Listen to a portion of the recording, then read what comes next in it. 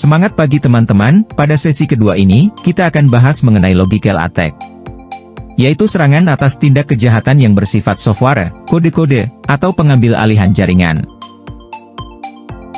Logical attack tidak terlepas dari malware. Apa itu malware? Malware adalah suatu program yang dirancang dengan tujuan merusak dengan menyusup ke sistem komputer. Malware dapat menginfeksi dengan masuk melalui email, download internet, atau program yang terinfeksi. Malware bisa menyebabkan kerusakan pada sistem komputer dan pencurian data atau informasi. Malware itu ada banyak. Beberapa di antaranya adalah Trojan, worm, spyware, adware, virus, botnet dan ransomware. Jenis-jenis malware. 1. Trojan. Malware ini tidak dapat mereplika dirinya sendiri. Trojan dirancang untuk merusak, mencuri, mengganggu, pada data dan jaringan. 2. Worm. Malware ini mampu mereplika dirinya sendiri, kemudian menyebar ke komputer lain melalui jaringan komputer. Ia mampu membuat gangguan besar, menghabiskan sumber daya sistem seperti ruang hard drive atau bandwidth. 3. Spyware. Malware ini akan memata-matai atau melacak aktivitas online Anda untuk mengetahui username dan password Anda. 4. Adware. Adalah software yang didukung periklanan yang dapat menampilkan iklan. Selain mengganggu, adware juga dapat merusak kinerja komputer. 5. Virus. Malware ini mampu mereplika atau menggandakan diri serta menyebarkan dirinya ke dalam sebuah program, file, dan lain-lain. 6. Botnet. Malware yang bekerja secara otomatis seperti robot, menyebarkan diri buah host secara diam-diam dan menunggu perintah dari bot master. 7. Ransom. Malware yang mengunci file dan data pengguna, untuk kemudian meminta tebusan. Seperti kasus Bank BSI kemarin. Contoh beberapa kasus aktivitas hacker dunia. 1. Jebolnya sistem perusahaan air di Florida, di mana malware merusak sistem kontrol, sehingga kadar kimiawinya melebihi batas normal. 2. Jebolnya keamanan salah satu bank di Bangladesh. Malware menyusup ke sistem SWIFT sehingga mengganggu transaksi keuangan antar negara. 3. NotPetya adalah jenis malware yang telah merugikan Microsoft karena menargetkan sistem yang ada pada Windows. Sifat mendasar dari malware adalah merusak sistem, merusak data dan mencari celah mendapatkan akses secara ilegal. Ada beberapa efek yang bisa kita rasakan jika kita terserang malware. 1. Komputer atau HP terasa lambat, karena mungkin virus telah menggandakan diri, sehingga ruang hard disk menjadi full tanpa kita sadari. 2. Sering muncul pop-up di layar, ini merupakan ulah dari adware. 3. Baterai laptop atau HP, sering cepat habis. 4. Data sering hilang atau hidden tersembunyi, atau rusak, atau berganti nama dan tidak bisa dibuka. Ada beberapa tip antisipasi jika kita diserang malware. 1. Setelah backup data. 2. Hindari sering klik iklan atau pop-up. 3. Install antivirus, dan APDIT selalu Windows. 4. Hindari install aplikasi yang tidak resmi atau mencurigakan. Logical attack menyerang langsung kepada software dan sistem di mesin ATM. Ada beberapa kategori yang termasuk logical attack antara lain. 1. Hacking. Dengan cara meretas sistem pada bank, ataupun menaruh malware pada ATM sehingga ATM dapat diperintahkan untuk mengeluarkan uang. 2. Data manipulation. Adalah aktivitas memanipulasikan data ATM, biasanya berhubungan dengan hacking. Ketika seorang pelaku berhasil membobol uang yang ada pada ATM dengan malware, pelaku membersihkan pekerjaannya dengan menghapus elektronik jurnal, log, dan file-file yang diperlukan untuk penyelidikan forensik. 3. Data thief. Aktivitas mencuri data-data yang terdapat pada ATM, biasanya data yang dicuri seperti elektronik jurnal ATM yang berisikan aktivitas ATM beserta nomor-nomor kartu yang telah bertransaksi pada ATM tersebut. Serangan malware yang pernah terjadi di mesin ATM. Tahun 2009 skimmer telah ada di Rusia. Tahun 2003 malware Plotus di Amerika, tahun 2014 malware Patin dan Alice di Rusia dan Eropa. Tahun 2015 Grand Dispenser di Amerika. Dan tahun 2016 malware Repair di Thailand. Berikut kami tampilkan grafik perkembangan serangan hacking di dunia terhadap ATM dan EDC.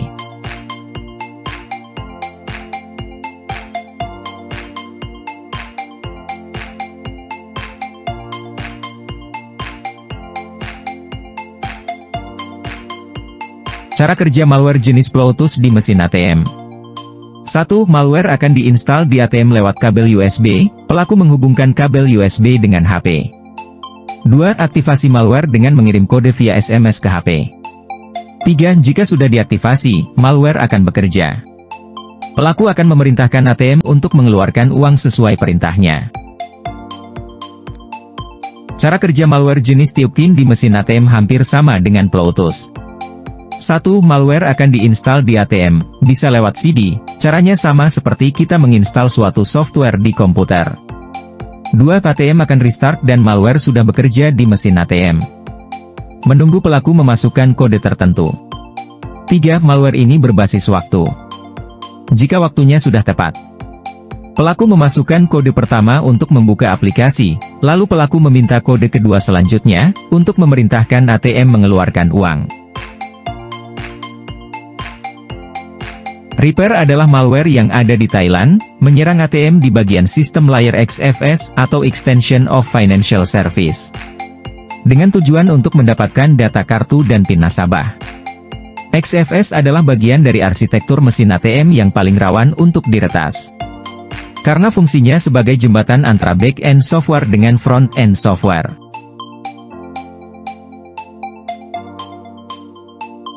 Mari kita lihat video bagaimana cara kerja serangan malware Bluetooth di ATM.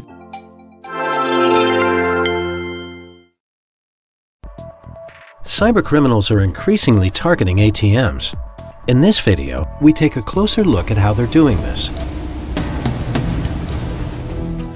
So we have here a real ATM, and it is infected with malware. So I'm gonna show you two different techniques criminals are using to steal money from this machine.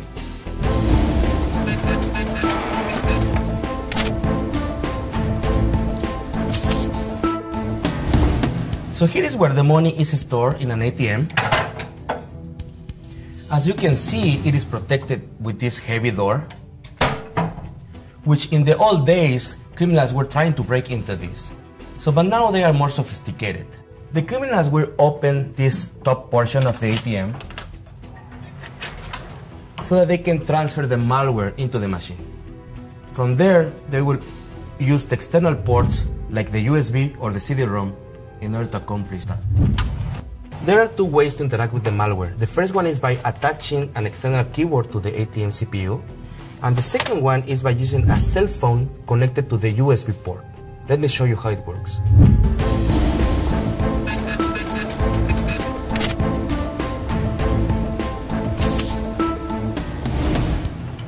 Okay, so this is the first method. The criminals are going to use an external keyboard like this in order to interact with the malware right into the screen. So they are going to activate it, enable it, and dispense the money.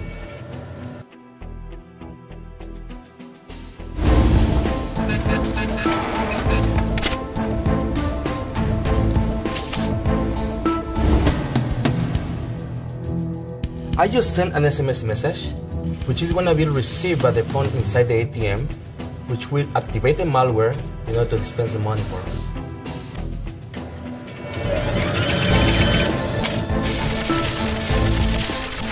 These are just some ways to get money out of ATMs. If you want to learn more about cybercrime or how to protect against it, please visit our website.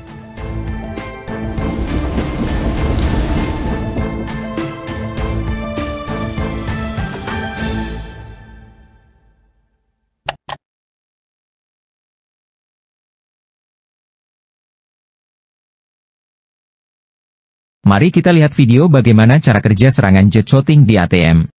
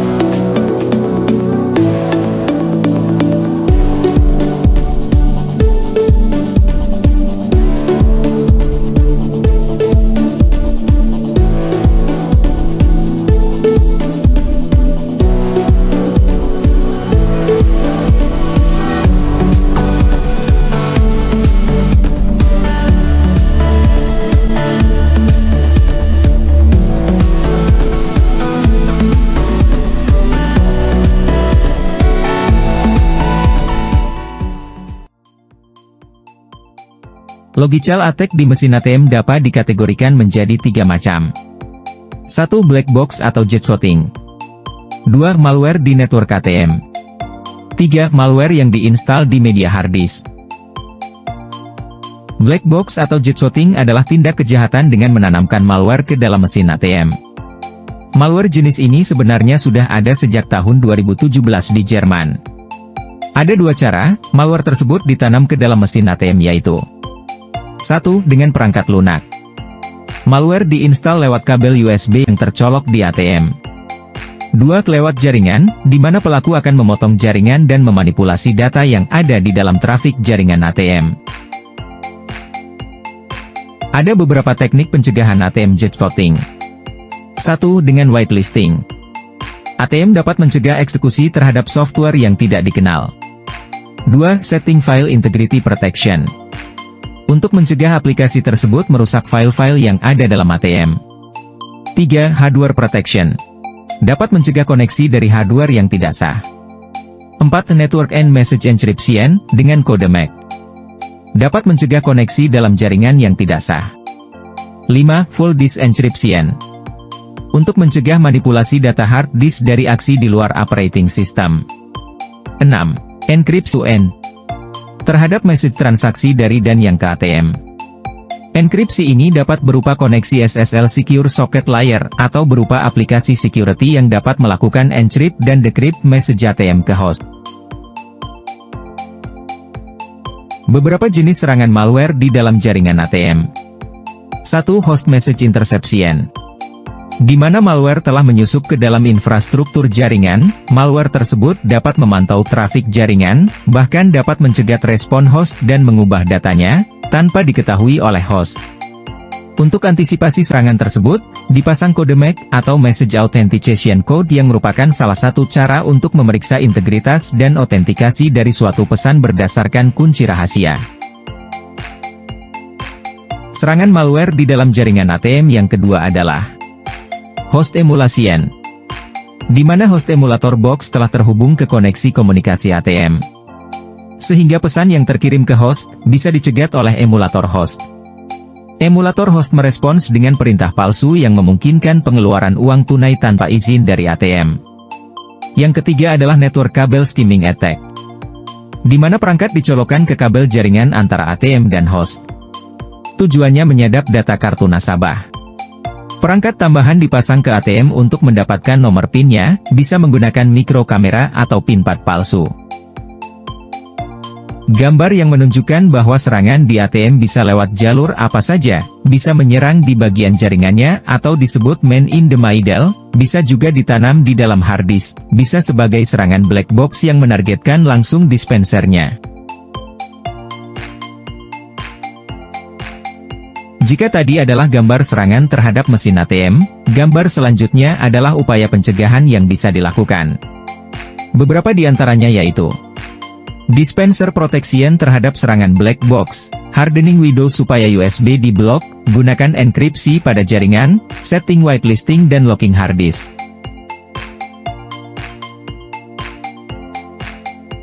Ringkasan bahasan kita, tentang upaya pencegahan yang kita bisa lakukan sebagai berikut. 1. Untuk kasus black box, gunakan security enkripsi pada dispensernya. Juga blok akses ke USB dengan hardening. 2. Untuk serangan terhadap jaringan, gunakan tambahan kode MAC, atau message dan gunakan TLS Transport Layer Security.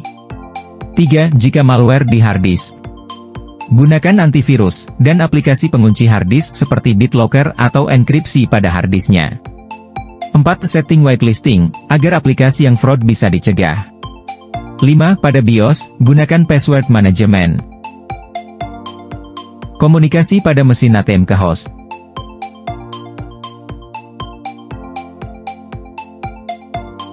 Kami akan jelaskan tentang komunikasi data dari ATM ke host. 1. Nasabah memasukkan kartu, medan magnet diubah menjadi bit digital. 2. Nasabah diminta memasukkan nomor PIN-nya. 3. Data kartu dan PIN disebut plain text atau data awal sebelum ditransmisikan. 4. Setiap data plain text yang jaringan luar akan dienkripsi atau diacak. 5. Encryptor adalah sebuah alat yang bertugas mengacak data. Karena kita memakai triple dash, maka pengacakan dilakukan sebanyak 3 kali. 6. Data yang sudah diacak adalah data plain text yang dibungkus dengan master key ATM. 7. Setibanya di host, data yang dibungkus akan dikembalikan lagi seperti semula untuk diverifikasi. 8. Jika verifikasi data kartu dan PIN sesuai, maka transaksi nasabah tersebut bisa dilanjutkan. Jika tidak sesuai pasti akan ditolak. Kita akan analisa poin-poin kelemahan dari mesin ATM dan upaya pencegahannya dari sudut pandang mitigasi risiko yang pernah dilakukan Bank BNI. Beberapa kelemahan dari mesin ATM yang ada di Indonesia antara lain adalah 1. Pintu fascia mudah dibuka, padahal di area tersebut ada modul card reader dan CPU. Bisa saja pelaku dengan mudah memasang skimming dan card trapping. 2. CPU letaknya di atas. Ini sangat rentan terjadinya penginstalan malware ke USB CPU. 3. Kartu ATM masih banyak yang magnetik, dan sangat rentan di skimming. 4. Mesin dengan spesifikasi minimum, ini sejalan dengan kos atau harga. Dengan harga tinggi mungkin mendapatkan fitur keamanan yang lebih baik. 5. Masih banyak ATM yang OS-nya Windows 7. Padahal Microsoft sendiri sudah tidak lagi support terhadap Windows 7. Tindakan pencegahannya antara lain. 1. Tingkatkan ATM ke sistem operasi yang didukung Windows 10 atau 11, lalu install juga antivirusnya. 2. Untuk kasus sniffing jaringan, pasang MAC-code, filtering port dan firewall. 3. Untuk kasus jackpotting yang menyerang dispenser, gunakan whitelisting dan security enkripsi pada dispensernya.